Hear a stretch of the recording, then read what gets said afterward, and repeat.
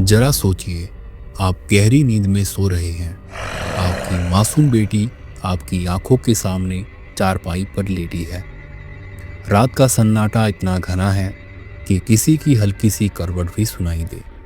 और फिर सुबह होते ही आप देखते हैं कि आपकी बेटी गायब है। ना कोई चीख, ना कोई आहट, ना कोई दरवाज़ा टूटा और ना ही कोई खिड़की खुली। बस बच्ची हवा में गायब हो गई। कुछ दिनों के बाद खेत की सूखी झाड़ियों में मिलते हैं उसके फटे कपड़े और कुछ हड्डियां। पास में मिट्टी पर खून के धब्बे और अजीब से पंजों के निशान।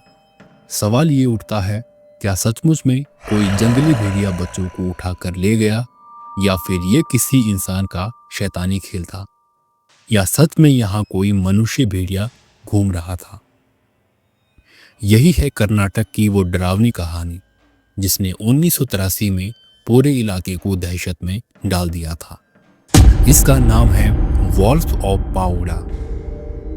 ये कहानी है कर्नाटक के तुमकुरू जिले के छोटे से कस्बे पावगड़ा की। पावगड़ा एक सीमा क्षेत्र है जो आंध्र प्रदेश से सटा हुआ है। उस दौर में ये एकदम देहाती इलाका था। मिट्टी की कच्ची गलियां, छप्पर वाले मकान और चारों ओर खेत व जंगल। यहाँ जिंदगी बड़ी सादी थी। गांव वाले खेती बाड़ी करते थे, दिन ढलते ही घर पर लौट आते थे। गर्मी के दिनों में लोग अपने घरों के आंगन में चारपाई डालकर सो जाते थे और बिजली हर जगह नहीं थी, तो रात का अंधेरा इतना गहरा होता था कि सिर्फ झिंगूरों की आवाजें सुनाई देती थी। गांव का माहौल शांत और सुरक्षित माना जाता था। बच्चे आधी रात तक बाहर खेलते और माँ उन्हें डांटकर सोने भेज देती थी। किसी ने कभी नहीं सोचा था कि यही मासूमियत एक दिन खौफ में बदल जाएगी। तो अप्रैल 1983 की एक गर्म भरी रात थी।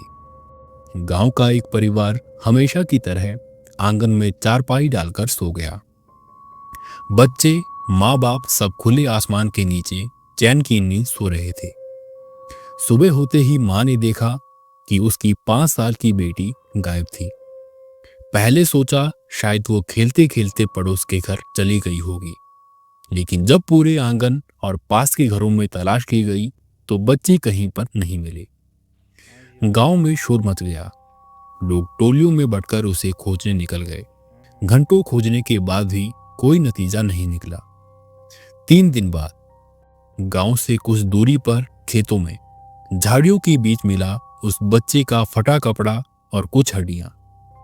मिट्टी पर खून के धब्बे अब भी ताजा थे। पास ही जानवरों जैसे पंजों के निशान दिखाई दिए। गांव वालों ने तुरंत कहा, यह भेड़िया का काम है। लेकिन मामला इतना आसान नहीं था। पहला सवाल, अगर भेड़िया बच्ची को उठा कर ले गया तो घर के कुत्ते क्यों नहीं भौंके? और दूसरा सवाल, अगर बच्ची को खींचकर ले जाया गया तो खींचने के निशान क्यों नहीं मिले? और तीसरा और आखिरी सवाल, क्यों सिर्फ बच्ची को ही निशाना बनाया गया, लड़कों को क्यों नहीं बनाया गया? ऐसा लग रहा था कि मानो बच्ची खुद चलकर अंधेरे में चली गई हो। इस घटना के बाद पावगड़ा में डर का साया छा गया। माँ अपनी बेटियों को गोद में कसकर पकड़ने लगी और गांव के लोग आंगन में सोना छोड़कर घरों के भीतर दरवाजे बंद करके सोने लगे।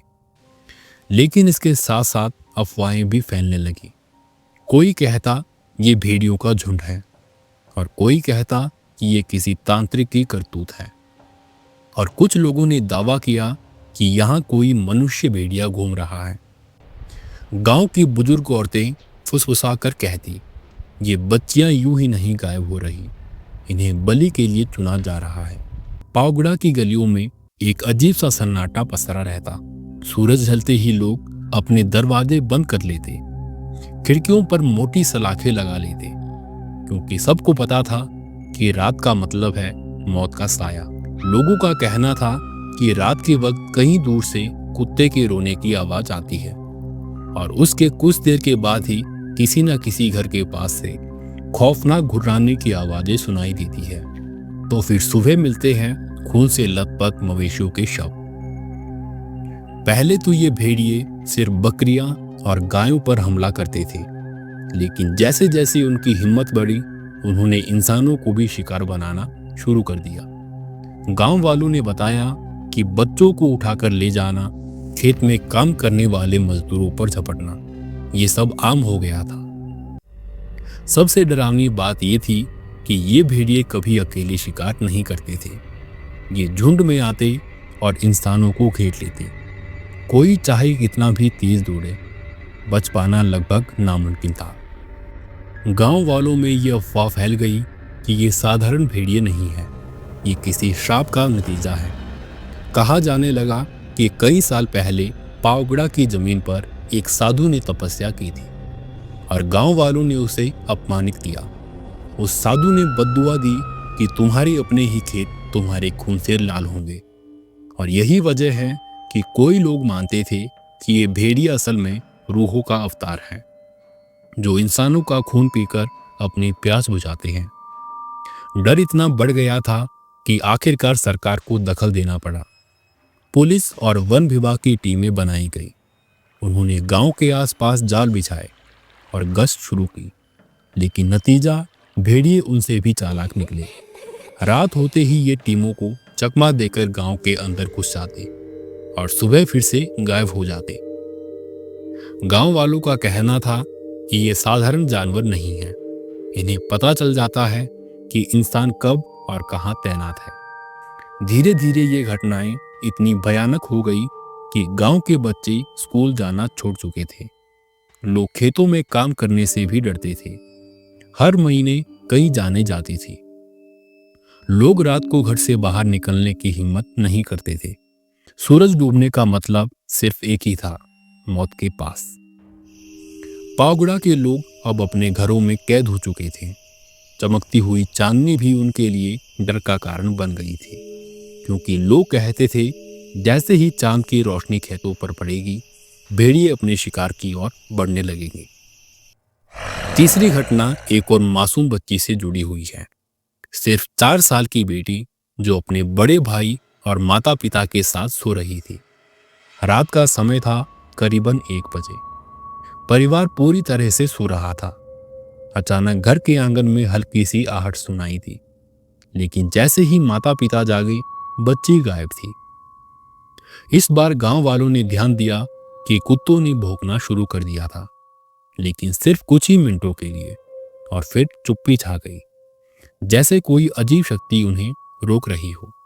गांव वालों ने पूरी रात खोज की और सुबह पास के जंगलों के किनारे कुछ अजीब सा मिला। फटे कपड़े, खून के छोटे धब्बे और पास ही पंजों के रहस्यमय निशान। लेकिन सबसे डरावनी बात यह थी कि पंजों के निशान आगे की तरफ बढ़ते हुए अचानक गायब हो गए थे, जैसे कोई अदृश्य प्राणी बच्चों को अपने हाथ से उठाकर ले गया हो। गांव वालों का डर चरम पर था। अब लोगों ने रात में बाहर निकलना बंद कर दिया था। बच्चों को रात को माता पिता की गोद में बांधकर सुलाया जाता था। जंगलों में कैमरा और जाल लगाए गए, लेकिन भेड़िए हर बार चालाकी से बच निकलते। स्थानीय लोग कहते थे ये साधारण जानवर नहीं है, ये किसी अलौकिक शक्ति से जुड़े हुए हैं। इंसान जितनी भी कोशिश करे, ये हमेशा आगे रहते हैं। कुछ पुलिसकर्मी भी इस रहस्य से डरने लगे थे, क्योंकि वो अक्सर रात को जाल की जांच करने जाते और कुछ अजीब आवाजें सुनते।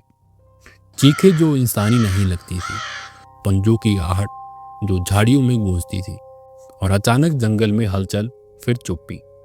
तो पूरी पावगढ़ में डर का माहौल था। बच्चे स्कूल जाना बंद कर चुके थे। माएँ रात में मस्जिद या मंदिर के आसपास ही बच्चों को बिठाकर सोती थी। ये डर इतना गहरा था कि रात के समय खाली सड़क पर कदम रखना भी किसी की हिम्मत नहीं होती थी। पुलिसकर्मी बताते हैं कि हमने पहले सोचा था कि ये भेड़ियों का काम है, लेकिन इन निशानों में इंसानी चालाकी और भेड़ियों की प्राकृतिक आदत के सिवा कुछ और था। गांव वालों के बयान में डर साफ दिखाई देता था। रात में जंगल की ओर देखना भी डरावना लगता है।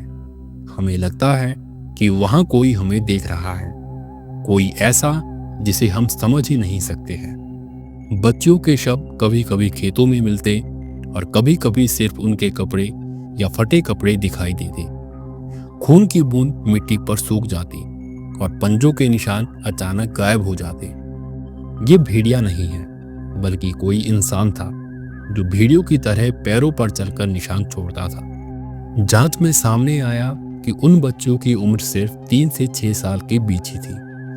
घर और आंगन के अंदर से गायब होना जैसे कोई अदृश्य प्राणी उन्हें उठाकर ले गया हो।